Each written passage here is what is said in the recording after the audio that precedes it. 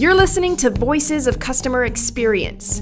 I'm your host, Mary Drumond, and on this podcast, we shine the spotlight on individuals who are making a difference in customer experience. We also proudly bring you the very best of customer experience, behavior economics, data analytics, and design. Make sure to subscribe or follow us on social for updates. Voices of Customer Experience is brought to you by Worthix. Discover your worth at worthix.com. Sue Duris is co-founder and director of marketing and customer experience of M4 Communications, a marketing and customer experience consulting firm that helps organizations build and grow their brands by coaching them on how to be customer-centric, advising them on their digital transformation initiatives, and collaborating with them to design omnichannel experiences that engage employees and deliver customer value. Sue received her BA in economics from the University of Colorado and an MBA from the University of California, Irvine. She writes and speaks regularly and is a host of CX Chat, a weekly Twitter chat about all things customer experience. Sue is also involved with the CX Accelerator program and is a prominent member of the CX community. Welcome to the show, Sue Duris. How are you? Great. Thank you for being here today. I'm really excited to speak to you. You know that I take part in a lot of projects that you're part of, and I wanted to kind of get into that for our listeners so that they can join us. But can we start off by you telling our listeners a little bit about your journey, about who you are, what you do nowadays? Well, absolutely. So I'm founder and director of marketing customer experience for an organization called M4 Communications. We're a customer experience and digital marketing consulting firm. And actually, I got into entrepreneurship kind of by accident, but it was something that, thinking back, it was probably on my bucket list. So I've worked in established and startups. And when I was working in big companies like MCI and WorldCom, we had startup clients, and I was always interested in the startups, you know, if you want to call it a scene, just how they functioned. And not many people can make that switch from going from an established to a startup. But for me, it was like fish in water. I absolutely loved it. It's always been the most creative part of my time. And so I started working with startups and went up through the ranks. And I've been CMO, VP of marketing, customer experience strategist for a number of startups. And of course, in 2001, the dot-com bubble burst. And unfortunately, there were a lot of marketers like myself who were out of work. And, you know, we were a dime a dozen and just hard to get suitable work. So I started contracting. And the contracting led to founding my own company. And we started in digital marketing. And about 2011, 2012, we made a slight pivot into the wonderful world of customer experience. That's what I was going to ask you. What was the moment, the spark? What was it that sparked this pivot into customer experience?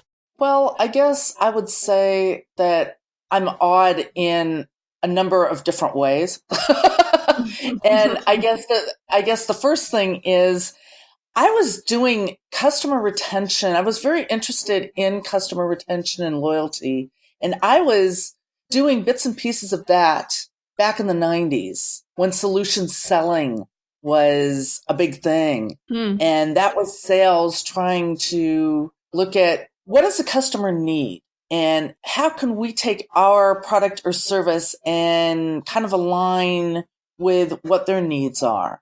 And I was in product management at the time, and I really took that mindset, developing products for what the customer needs, not just trying to, which many companies did at the time, is trying to push an inside-out approach, taking their stuff and selling it. It was almost like an assembly line. Here's our product. Here's our service. Customer one didn't want it, go to customer two. Sure. I didn't like that approach. I was working with large companies, large customers, that I really took that focus. What can we do to help you? And so in the 90s, I was creating customer advisory boards and reference programs and really getting down deep into retention and loyalty, that piece has always been much more interesting to me than acquisition. Yes, we need acquisition, but growth happens in the post-purchase phases, the retention, loyalty, advocacy. And I've always been drawn to that. Yeah. Tell me a little bit about working in the heart of the Silicon Valley with startups. So you're in Palo Alto, right? Yes. So customer centricity, it's a new thing. And what you get is, well, new, it's been around for 20 years? I guess that's new. And so how is it? Do startups, are they born with customer centricity, or does it come naturally, or do you actually find it's the opposite? There is a lot of education that has to go in really educating startups, because when you're a startup, it doesn't make a difference where you are, what event you're going to. It's funding is usually the first topic on people's minds. What's your funding plan? Who have you talked with? What are your goals for that? I would say I've always been on the mindset that leading with capital is the wrong approach. You have to lead with product market fit. And what tends to happen, what I had seen a lot, was you get a Stanford PhD who has this product and the VCs love it. They throw a lot of money in it. So you're looking at getting acquisition. So it's metrics based on acquisition and just how do you get those numbers up? I remember not so long ago having a conversation with a early stage startup, and the guy said, well, my investors said that I have to increase my customer base. So we're focusing on acquisition. I didn't say this to him, but I was thinking, okay, what are you going to do with them when they sign up? Where are they going to go? You have to be thinking retention before you're even thinking about acquisition, because people forget that you need to understand and kind of plan what your retention, loyalty, and advocacy, what that's all going to do, so you can come up with what your perceived customer lifetime value is going to be. Absolutely. Before you even start acquisition, which is the irony of the whole thing. Right. And do you think that you think that VCs are mostly to blame for this? I mean, we had Dan McCarthy on episode 3 of this season, and he spoke about this at length, and he talked about how it's almost a sabotage because VCs are bullying startups into traction, right? Into this sell mentality. And what ends up happening is that they're so focused on acquisition that all else ceases to matter. And then you have companies, an example that he gave was Wayfair, where Wayfair, their customer acquisition cost is so much higher that it turns out that every time they acquire a customer, they actually lose money. So the more they grow, the further into the hole they drive themselves. And it's actually just condemning the entire organization. So is there something else to blame? Are startups, to a sense, also just being kind of vulnerable or just allowing themselves to be pushed into this, and as opposed to taking a stand and saying, hey, no, I'm not going to do things that way? Do the examples of unicorns that we have of startups that have been very successful and reached that $1 billion valuation, can we say that these are companies that didn't do things that way, or at least the successful, sustainable ones? The ones that are coming to mind, speaking of unicorns, are the ones I'm thinking Slack. Right. Slack is in my head. Right. We can do Slack versus Uber, right? Where Uber just kind of acquired, not sustainably, versus Slack, who did it in a much more, not organic, but a customer-centric way, perhaps, right? But even with Uber, they were meeting a need. And that's why, while you need capital, and I'll get to your question in a second. When you need capital, you shouldn't lead with capital. That's my opinion. You should be leading with product market fit. And that is, what's the need? Is there a need for your product? Yeah, you could have 20 products out there, but if your prospects or, potential customer doesn't have a need, where are you? Right. So you really need to look at what is the need that I'm trying to fill? How am I meeting that need? And how do my customers or prospects feel about that? Mm-hmm. Those are like the three questions. But I think, and back to what you were talking about, I think the trouble is double-sided. I think it's a little bit with the founders because, yeah, if a few VCs are courting you, yeah, you're excited. Hey, that's money. People are interested in me, and this is what I want. That's why one thing I always tend to advise startups on is if you want to go the VC route. I mean, there's a number of different things that you can do. You can go the angel route, other things. But if you want to go the VC route, you need to do your homework. Does this VC have the values that I have the values? Are we aligned there? Right. Yeah. Because I'm just starting out. I'm a new startup. I need some help. They have the expertise. Is it the expertise that can get you to the next level? Mm-hmm. On the founder side, I would agree that there is a lot of bullying. I've seen great startups fail because a VC got in there and they want to have control with, direction, strategy, have really messed it up. I've seen that several times, more times than I care to remember. and it really is a balancing act. But now it seems that product market fit has really gained some traction. Mm-hmm. What is the need? And then as you're getting through what that need is, forget about all the bells and whistles. You can have a minimum viable product that you can take around and actually get some traction with. Right. And that way your customers can say, hey, it would be great if I would be more successful if you had this. So it's building the product alongside the customer. Is that it? Yes, absolutely. Absolutely. And that's how you can be customer-centric from day one. Starting it. And how about the whole famous quote by Jobs, that customers don't actually know what they want and that you have to, tell them what they want. How does that factor in there? And there's your MVP, your minimum viable product. You have something out there that they can see. And then once they see it, then, hey, I would love this, or I'm not a big fan of this. And I'm not going to get into all my Steve Jobs stories. But I will tell you, when I met Steve in the mid 80s, he was talking about customer experience then, and it was a great conversation.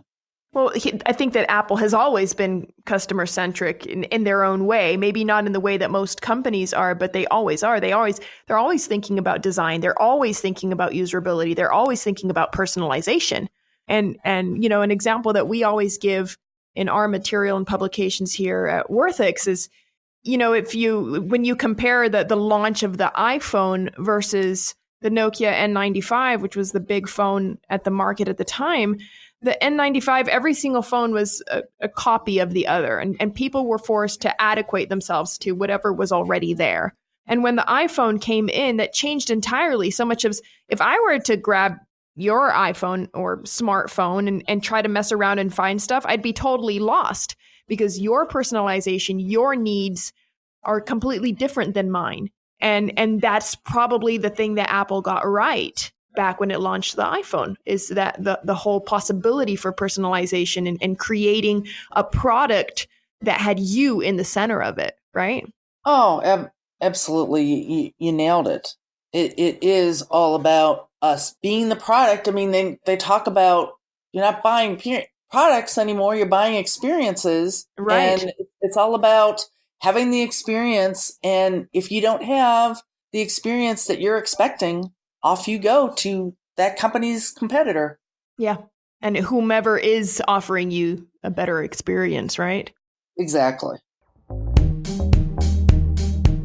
Worthix is disrupting the market research industry with cutting-edge technology and a revolutionary methodology. Visit Worthix.com to learn how we're using artificial intelligence to improve customer experience at companies like Verizon, Jeep, Blizzard, HP, and L'Oreal. So when startups are starting out, so they're starting off with market fit and they're building their MVP, So they have that initial offering, they show it to customers, they get customer feedback, and they start improving the product according to how users feel about that product. I mean, that's already, per se, the customer experience, but how does a startup begin a customer experience program from the very start? What would be some of the first steps? Well, it's first really getting that voice of the customer. I mean, talking to the customers and things of that nature. And, there are numerous tools out there for organizations. When you're a startup, you're bootstrapping. And most aren't. Maybe 1% is lucky with having that capital. But you really have to take that bootstrapping mindset. And the voice of the customer is where you start. And I'd also say, along with product market fit, I get also the question when I'm talking with startups and we get along the lines of culture, they say, oh, we're too young to have a culture. Oh, my goodness. Culture starts from day one. Absolutely. You really have to be thinking about that. And another thing that I write about is gender equality and diversity and inclusion. And it's so key with what has been happening in the tech industry, with women in tech and things that have been going on there. It's vital that while you're starting your product, that you start thinking about your culture and get your employees involved, because tying your culture with your employees, with what you want to do with your customer, is going to give you the full picture. So it's culture plus employee experience, plus customer experience equals success. Well, if you think about it, I mean, how can you offer a product that speaks to a diverse market when you're not diverse yourself? When you don't have a difference of culture, a difference of opinion within your own organization, right? So how can you expect to cater to diverse crowds when you have no idea what diversity is, because you don't have a sample of the nuances and the differences of our world, right? And I once heard someone speaking about that and saying, if you don't have a proper representation of your target audience inside of your company, then there's no way you can succeed. Oh, absolutely. And consider that the millennial market is the largest market right now. And millennials are drawn to companies that have values that are like their own. Yeah. And if they don't see that with what the company's doing, talk the talk, walk the walk. If the company is not walking the walk through its employees, through words and actions, they're not going to trust. Sure. And customer trust is a huge issue right now. Not just from the data breaches, but we're now in the age of the customer. Forrester coined that a few years back, that it's no longer that the company, I don't want to use the word dictate, but it kind of was, that the company had information on the website or their brochures. This is what we do. The customer or would-be customer took that, kind of had to take it at face value because there weren't a lot of options to do their own research. Right. Now they're in the driver's seat. Yeah. We have an ultra commoditized market, right? So right. And they're making the decisions. So it's up to the brands to get their proverbial crap together. I know that this is a public program and really put that customer in front of the driver's seat. Because if these brands don't know now, the customer controls the brand, not them. The customer does. Yeah. So stepping back into voice of customer, which you spoke about a couple minutes ago, and how essential it is to have that voice. And the truth is, when you're a small company, you can still reach your customer on a one-on-one level, right? I mean, when you're a startup and you get those initial customers, you can call them up, you can speak to them until you have, when you're in the couple hundreds, you can still maybe manually talk to them, right? Or maybe address them when they have a problem, etc. But once you reach a sizable audience, that kind of gets away from you. So what should startups do when they reach that stage where they can no longer get that clean, pure voice of customer? When you're just starting, you can do little things like talking with customers, putting out a simple survey through SurveyMonkey and grabbing the data, and don't forget that it's not just about grabbing the data. It's about what are the insights that you've identified from the data, and are you implementing those insights into your processes, and are you letting your customer know what you did? Mm-hmm. So you're closing the loop. So it's easy to do that, and while you're doing that, you should also be measuring. You can't. What's the line? You can't manage what you don't measure. Sure. And you could take an NPS. You could take a customer effort score, a customer satisfaction score.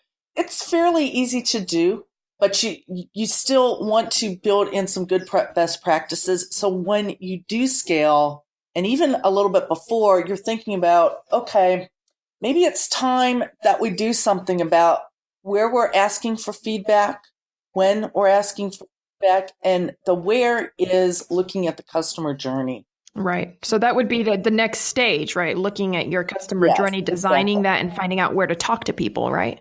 Right. It's not just the journey. It's looking at your personas and then those whole things that go into creating the journey, sitting down with your organization, the key stakeholders, and then always making sure that you're validating with the customer, because the last thing you need is a journey, what you think is the journey, and it's not the journey, and you have a disconnect between company and customer. And believe you me, that is still going on.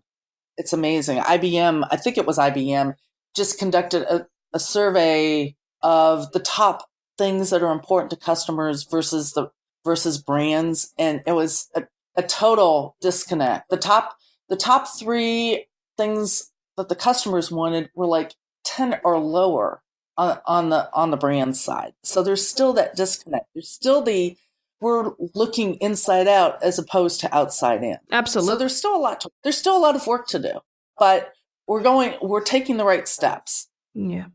So to make this sort of a playbook style where someone can follow 1, 2, 3 steps, you create that MVP, right? And once you get that MVP, then you have to listen to your customers so that you can maybe customize and make adjustments as necessary until you get you finally get a product that's tractionable, right? Once you get a tractionable product, you have to continue to listen to your customers. And to do so, you need to identify your personas, build a customer journey map, and make sure that your customer journey map actually represents your customer journey and not your company journey, right? Absolutely. Set up moments to speak to your customers, and then use a platform such as SurveyMonkey or some other do-it-yourself survey model. Grab one of the methodologies that's out there and just listen and begin measuring the experience that your customer has with you. Did I get it right? You absolutely did. And I'd add another piece on the end, and that's, what are you going to do about advocacy? Because, you're nurturing the relationship even before they buy from you, and you're helping them move along their journey from retention and then through loyalty. But come up with ways like co-creating products, have them generate content, have them help you. What's that line from Jerry Maguire that's crazy? Help me, help you. Help me, help me, help you. Right. And that's kind of the mindset of the customer, if you think about it. Right. Help me, help you. Give me opportunities because I trust you. Mm-hmm. I've bought from you. Yeah. But I want to help you. I want to help you be successful, because when you're successful, we're all successful. It's a win-win. Yeah, we've got several examples of startups out there that were built on customer advocacy alone, and people talking about them and people recommending them, and actually generating a virality around, an example that I love is the Skim. I don't know if you know the Skim. It's a kind of like a just a run through of the news that they send to your mailbox, Yeah. right? So you don't have to read the news. You can just read the skim and you're totally in the know. And they started off as like, two young women just kind of in their office together, sending things out to a small group. And all of a sudden they're this massive company because people identified with them. And I mean, I feel like, at least with the skim, their customer base were the ones that kind of pushed them forward in that word of mouth and the recommending and, receiving that newsletter and forwarding it to their friends. Hey, check this out, get your news in one place. And truly coming from an organic sense of wanting others to be a part of this as well, right? Like, hey, I really like this. Come and be a part of this with me, right? And that's the kind of advocacy, I think, that is the most powerful. Oh, absolutely. Well, let me ask you about something else. Tell me a little bit about the work that you're doing on two projects that I've actually participated in and I love, which is CX Accelerator and CX Chat on Twitter. So CX Accelerator on Slack and CX Chat on Twitter. Tell me a little bit about those projects, how they started, and why you decided to take this on and maybe somehow try to get the word out there about customer experience and work so closely to help this community. Well, these two projects came out of a need that wasn't being met. Let's start with CX Chat first, because that's my passion project, even though CX Accelerator, I'm part of a group there. So CX Chat, I was doing a prior chat. I was hosting a chat with a colleague on advocacy. And we were talking about, the advocacy, we want to do advocacy with the customer experience. It was kind of both. And every time advocacy came up, customer experience came up. And I was really looking at what resources do we have for customer experience, and we don't. There was, a few years ago, a customer experience chat out there, but it went away, so we didn't really have anything. And other than blogs and the Customer Experience Professionals Association, there wasn't anything socially. So I saw the need. My partner, Annette Franz, and I were talking about similar things, and we just decided, let's partner up, let's do this, because people have been talking about, we don't have a place to go on a social network to talk about customer experience. So CX Chat was born. And we're doing smart growth. I still consider CX a niche play. We're not in the mainstream yet. If you understand customer experience, you're going to want more customer experience. And that's been the goal with CX Chat, is to get more people in the fold, but do it in a smart way. Mm-hmm. CX Accelerator is the brainchild of Nate Brown. And he invited me. I met Nate through CX Chat and a few other things. And we were talking about things. One thing led to another, that there really wasn't a place that customer experience, customer success, customer service, training and development, a lot of different customer facing roles there was a community for them to talk about things that they were going through, maybe share ideas that they had, come up with, how do we move the needle on this? And the thing that I love about CX Accelerator is that more people are coming in that really didn't understand what customer experience is. And doing what we're doing socially, that's moving the needle in a different way, that we're getting people that might have been on the edge of maybe customer support, the contact center and things of that nature, to really understand what customer experience is. That in itself is very important, because customer experience is not just the customer facing role. When you start getting involved in journey mapping and service blueprinting and service design work and things of that nature, it's the other roles that you need. Those are also key stakeholders to make this beautiful CX machine work well for customers. Right. Well, that's great. Well, I think we're out of time for today, but let me ask you something, Sue. If our listeners want to listen to, talk to you, hear more of what you have to say, and if our listeners want to be a part of CX Chat and CX Accelerator, how can they find you? How can they reach out? Well, as far as CX Chat goes, we're a weekly Twitter chat every Wednesday at 11 a.m. Pacific time, 2 p.m. Eastern time. Follow hashtag CX Chat. As far as me, I suggest going to M4Com. That's M4Com, COMM.com is my company. And we have a blog. And if you just have a general question about customer experience, I'm happy to answer that. Wonderful. Well, thank you so much. We'll make sure to include that in the episode details for everyone to be able to follow you. And thank you so much for being here today, Sue, and talking about how startups can improve their customer experience. And we'll make sure to follow your work. Well, great. And thank you for inviting me to your podcast. And, I never miss a moment to talk about customer experience and employee experience. It's just two passion projects of mine. Awesome. Thank you for listening to Voices of Customer Experience. If you'd like to hear more or get a full podcast summary, visit the episode details page or go to blog.worthix.com/podcasts. This episode of Voices of Customer Experience was hosted and produced by Mary Drumond, co-hosted by James Conrad, and edited by Nick Gomez. Blog copy and summary by Emma Waldron.